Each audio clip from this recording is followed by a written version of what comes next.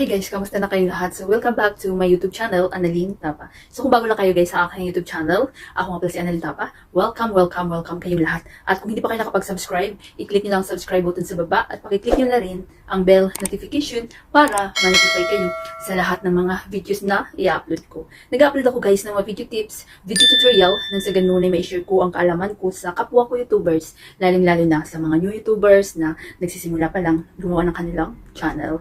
Hi guys, sa video na ito, i-share ko sa inyo kung paano ba gumawa ng YouTube outro gamit ang cellphone. So, gamit lang yung cellphone natin guys is makakagawa na tayo ng YouTube outro.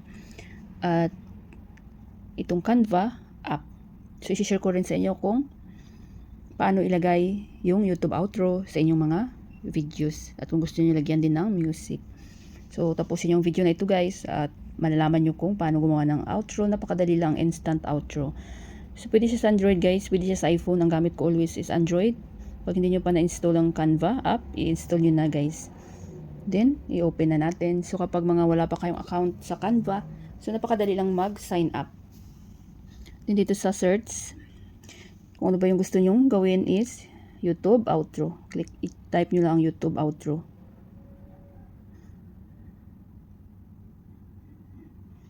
So, yan. Napakaraming lalabas dito guys. Yan, super daming lalabas dyan na mga outro. Napaka-simple. Ang super dali lang guys. Pero ang piliin nyo guys is walang pro. Kapag may pro, may bayad yan. So, don't worry. Super dami pa rin dito guys. Kahit walang pro, maraming magandang libre guys. So, dito ako gumagawa ng aking YouTube intro at saka outro. So, scroll down lang kayo guys. Pili lang kayo kung ano yung bet nyo. Yan. So, mayroon akong napili dito kanina na halimbawa ko sa inyo para malaman nyo kung paano ito gawin. So, halimbawa guys, ito yung napili ko. Halimbawa natin sa inyo guys. So, click nyo lang yan kung ano yung napili nyo. So, depende sa inyo guys. So, ipakita ko kayo sa inyo guys kung paano ipalitan ng sarili nyong picture. So, kapag hindi nyo naman, kung simple lang ayaw yung wag nyo nang piliin yung mga ganito na pwedeng palitan ng picture ng sarili nyong photo. So, i-play natin. So, dapat ang outro is nasa 5 to 10 seconds. So, i-click nyo lang to guys. Yan. So, nakikita nyo mayroon ng click nyo yan. Punta kayo sa baba. Nakikita nyo replace. Then, mapupunta kayo sa inyong gallery. Then, depende sa inyo kung ano ba yung photo na ilagay nyo guys sa inyong outro. So, wait lang natin guys. So, pili lang ko dito guys ng mga photo na ilagay ko sa aking outro. So, halimbawa ito guys. Wala na akong ibang photo dito. So, ayan. So, diba napalitan na yung sarili nating picture. Ayan. Then, kapag i-save nyo na kita itong arrow guys, click nyo yan. Then, i-click nyo itong download. Sa akin, hindi ko na siya i-download guys kasi na-download ko na kanina kasi nag-try ako dito para ihalimbawa ko sa inyo. Then titingnan natin kung nandito na yung na-save ko. So, Canva. So, ayan na siya guys. O, diba? May instant outro na tayo. So, paano ba natin ilagay? Si-share ko sa inyo kasi ito yung mga tinatanong din ng mga iba kong viewers paano ilagay. So, punta lang tayo guys sa any video editor app na gamit nyo. So, sa akin is InShot or YouTube, UCut or CapCut or VideoMaker. So, dito tayo sa InShot. Halimbawa lang guys. So, pwede rin ito guys sa Android, iPhone. So, always yung gamit ko is Android. Then, click yung video. Then, new project. Pili lang ako dito ng video ko na lagyan ng outro. So, halimbawa ito. Then, check. So, dapat punta mo natin sa Canvas para halimbawa, ang video natin is long videos guys, 16:9. Pero kapag mga pang reels, yung inyong video, TikTok, YouTube Short, Instagram, so 9:16 para wala kayong problema mamaya pag i-upload nyo. So, dito tayo sa 16:9. Yan. So, na-edit ko na kasi ito guys sa short, yung nilalagyan ako ng pamangkin ko ng hina. So, nakita nyo wala siyang, halimbawa ito is long video lang, halimbawa lang ito guys. So, lagyan nyo ng outro. So, click nyo lang to dito sa, ano nyo sa pinakadulo. Kita nyo plus. Then, video. Then, hanapin nyo itong outro nyo. So, ito yung outro natin. Then, ayan, may outro na, di ba? So, kung gusto nyo lagyan ng music guys. So, alam nyo na guys, di ba, kung paano mag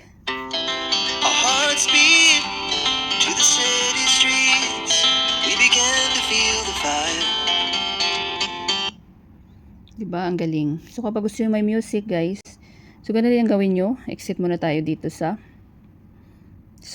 InShot. Save lang natin sa drop. Then, new video, new project. Hanapin natin yung outro. Then, canvas. Punta tayo sa canvas para full screen siya. 9:16. Ayan. Wala siyang music, diba? So, lagyan natin ng music. Punta tayo sa audio. So, be careful kayo guys. Pero kapag mga seconds lang naman guys, wala naman, hindi naman siya sa copyright. Pero be careful pa rin kayo. May mga music dito sa InShot na magaganda pero may copyright din siya guys. Pero, pag meron kayong sariling na download na mga video, na mga music na walang copyright, punta kayo sa My Music. Then, pili lang kayo dito. Halimbawa, ito yung napili ko. So, depende sa inyo guys kung may mga magaganda kayong music guys na gusto nyo ilagay sa outro nyo. So, kayo na bahala. So, i-click nyo lang to. Kasi mahaba yung ating music. Split nyo lang guys. Click nyo ang split. Then, delete. So, yan. May music na yung ating outro, di ba? So, napakasimple lang guys gumawa ng YouTube outro. At, pwede nyo ilagay sa lagyan ng video nyo, kung itinuro ko na rin sa inyo kung paano maglagay ng outro sa inyong videos. So, kapag okay na kayo guys, click nyo tong export. Yan. Then, wala na kayong gagalawin dyan. Click nyo ang export. Then, automatic na yan na masisave sa inyong mga gallery. So, sa akin guys, hindi ko na siya isave dahil full memory na yung aking mobile. Pag meron kayong mga question, suggestion, and request, mag-iwan lang kayo guys ng comment sa baba at mababasa ko yan.